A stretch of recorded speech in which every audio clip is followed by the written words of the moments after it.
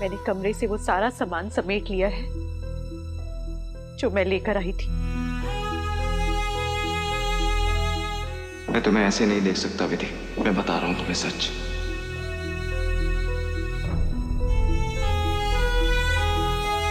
रुक जा वेद, अगर सच बता दिया तो बुआ दीदी का सारा प्लान फेल हो जाएगा।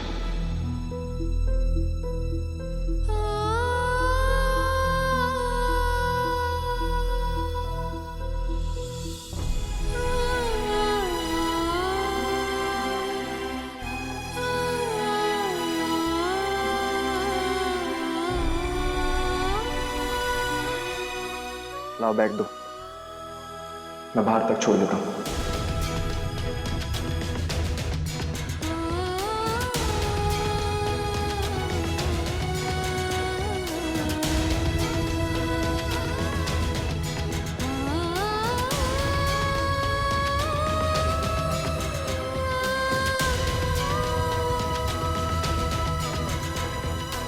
मुझे आपके सहारे की कोई जरूरत नहीं है। मैं अपना बोझ खुद उठा सकती हूं।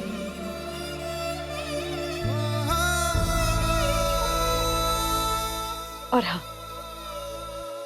आपके दिए सारे तोहफे मैंने अलमारी में वापस रख दिए हैं। आपकी नई जिंदगी के लिए काम आएंगे।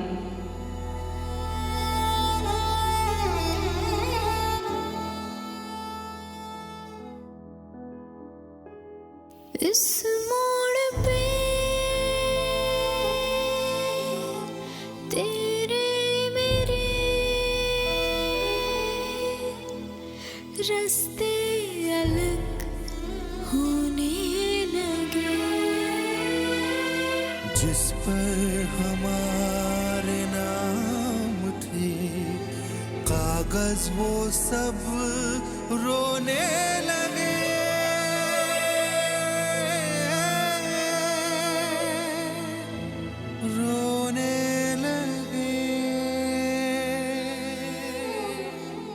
ये फासले का फैसला किस्मत का है।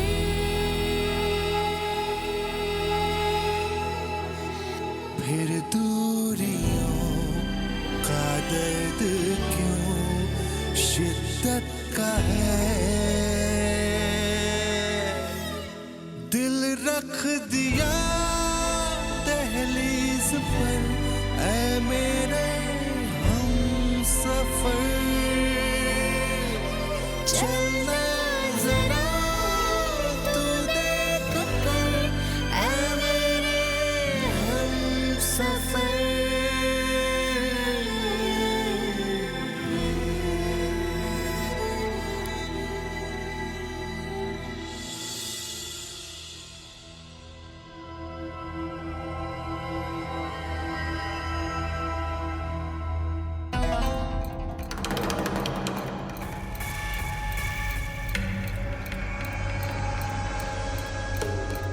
ये कई कर रही है दिव्या रानी। मखमल के कपड़े पर टाट का पैबंद जचे को नहीं, और जो कपड़ा गलती से आ गया है उसे इस्तेमाल करना ही पड़े, ये भी जरूरी को नहीं। बाकी थे सियाने हो। हाँ भाभी, अच्छा हुआ आपने टाइम पे वार्न कर दिया। अब मखमल तो मखमल ही होता है ना, टाट जितनी भी कोशिश कर ले मखमल की जगह थोड़ी ही ले सकता है। बिल्कुल सही कह रही है। देख, टाट का पैबंद ना गलती से हमारे घर में आ गया था। टाट ने थोड़े दिन मखमल के साथ जुड़ के देख लिया, अब अपनी असली जगह जा रही है, कचरे के डब्बे में। चलिए भाभी, चल।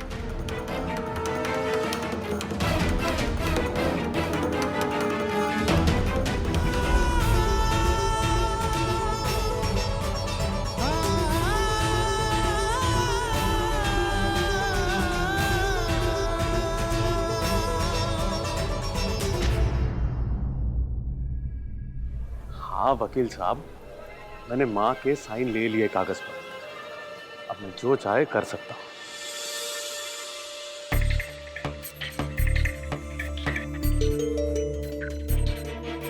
ये लीजिए माँ के साइन।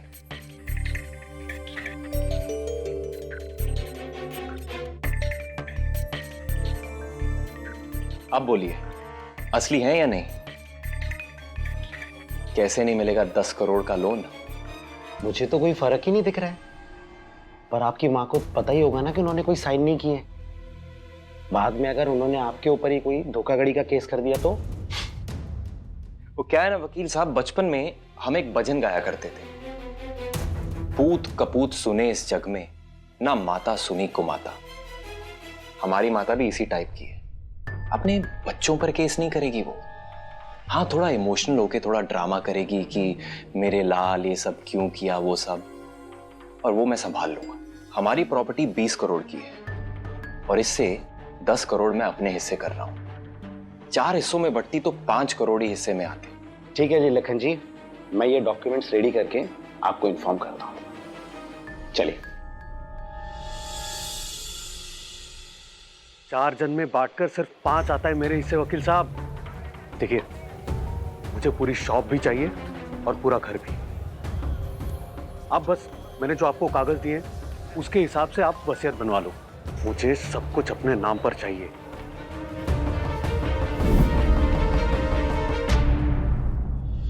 वेद ने जब सबके सामने ये बता ही दिया है कि उसे विधि से ज्यादा तुम्हारी फिक्र है, तो मुझे भी तुम्हें अपनाने में कोई एतराज नहीं है बेटा। और फिर वेद ने खुद ही तुम्हें इस कमरे में आराम करने के लिए कहा है ना।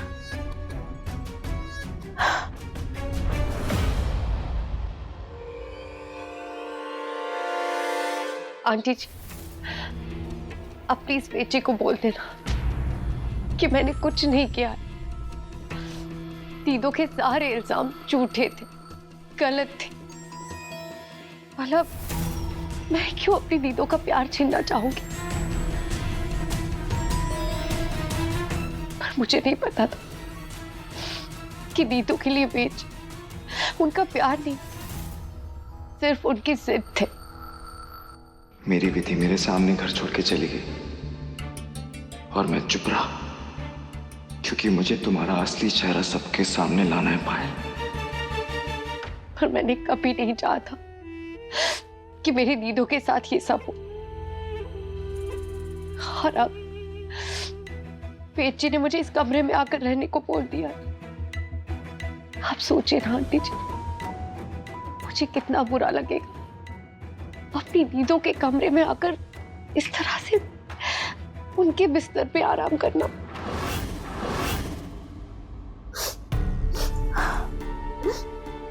अब किया भी क्या जा सकता है पायल, विधि तो चली गई।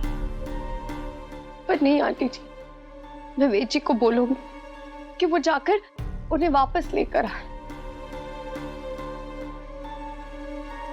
उसकी कोई जरूरत नहीं है।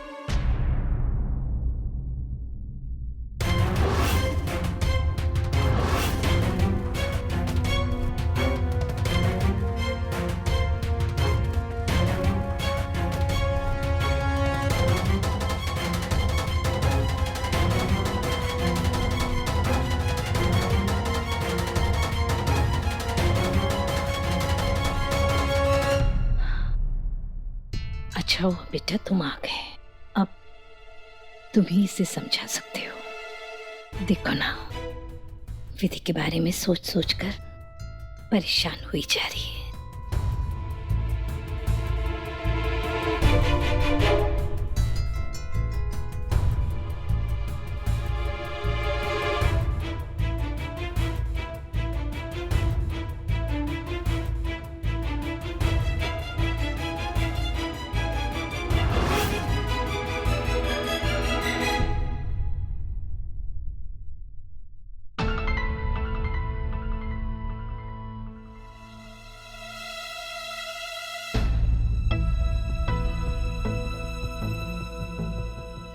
पायल,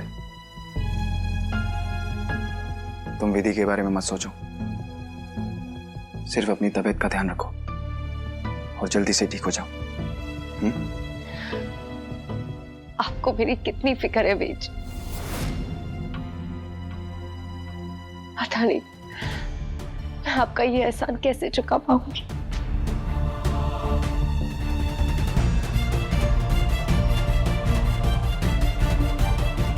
वेद जी,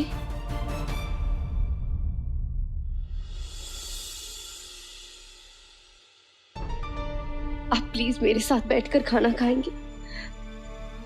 अकेले मेरे गले से निवाला नहीं उतरेगा, प्लीज। हाँ, क्यों नहीं। मैं हैंड्स वॉश करके आता हूँ, रो मत।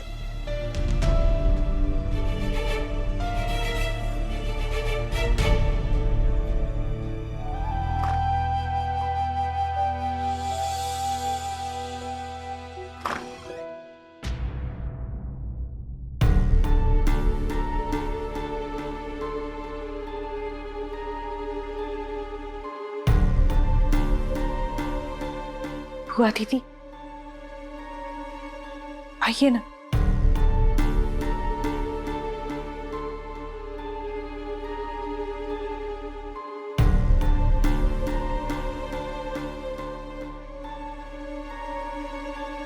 आपको भी लगता है कि मैंने पायल को नुकसान पहुंचाने की कोशिश की, उसे बिजली के तारों से? नीचे आके बात सुन।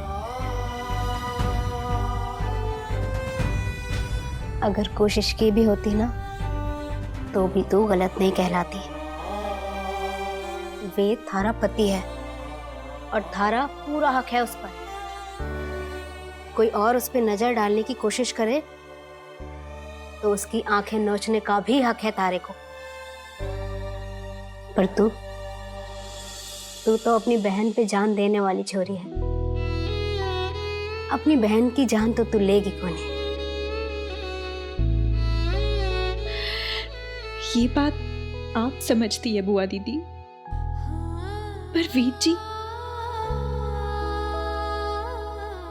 थारे को लगता है कि वेद कोई बात समझे को नहीं? अरे पगली, वो तुझसे बहुत प्यार करता है। वो खुद से ज्यादा उसे थारे पे भरोसा है। अगर भरोसा होता तो उन्हें ये सब नहीं बोलना चाहिए था। क्यों बोला उन्होंने?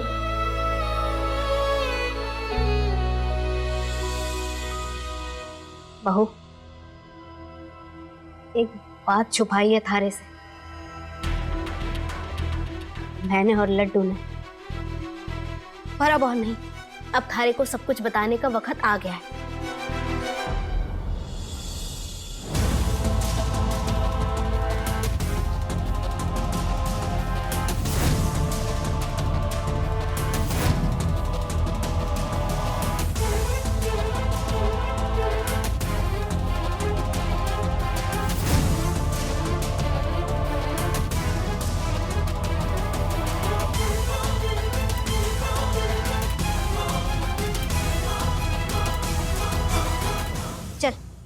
चल और चलकर वेद से बात करते हैं। चल बहू। नहीं बुआ दीदी, मैं ऐसे नहीं बहू, नहीं। थारे को जो जानना है उसे बताने का हक सिर्फ वेद को है। मैं थारे को थारे घर ले जा रही हूँ। ये थारे अधिकार की लड़ाई है और मारे होते मैदान तो मैं थारे को छोड़ने दूं को नहीं।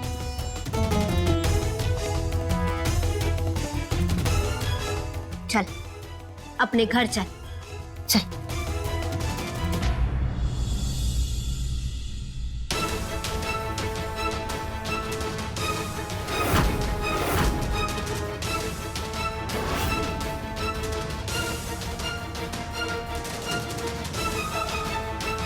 अरे सॉरी, सारा जूस तो मैं ही पी गया। तुम्हारे लिए लेकर आता हूँ।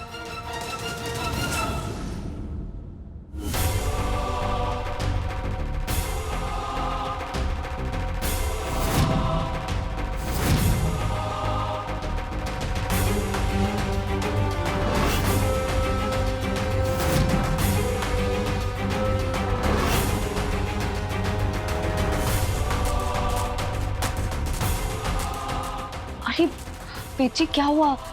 आप ठीक तो है? हाँ हाँ, पता नहीं, थोड़ा अजीब सा लग रहा है, चक्कर आ रहे हैं। शायद आप थक गए ना, इसलिए। कोई बात नहीं, आप आराम कीजिए, जूस तो बाद में आ जाएगा। हाँ, तुम खाना खाओ।